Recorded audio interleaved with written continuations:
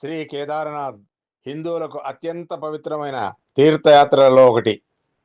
ఇది మందాకిని నది తల వద్ద గర్హ్వాల్ హిమాలయ అద్భుతమైన పర్వత దృశ్యం మధ్య ఉంది. కేదార్ అనేది శివుని మరొక పేరు, రక్షకుడు మరియు విధ్వంసకుడు. శ్రీ కేదార్నాథ్ ఆలయంలోని శివలింగం పిరమిడ్ ఆకారంలో ఉంది. అందువల్ల శివాలయాల్లో ఇది ప్రత్యేకమైనది.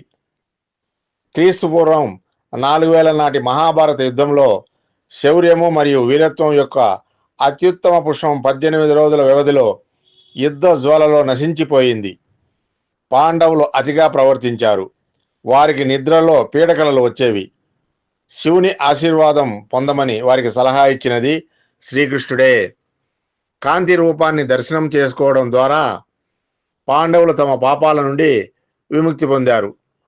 మహాభారత యుద్ధంలో గోహత్య మరియు గురుహత్య కారణంగా జరిగిన పాపాలకు పాండవులు వ్యాసుడిని పరిహారం అడిగారు. వ్యాసుడు వారిని ప్రయాస చిత్తులుగా కేదార్నాథ్ను సందర్శించమని చెప్పాడు.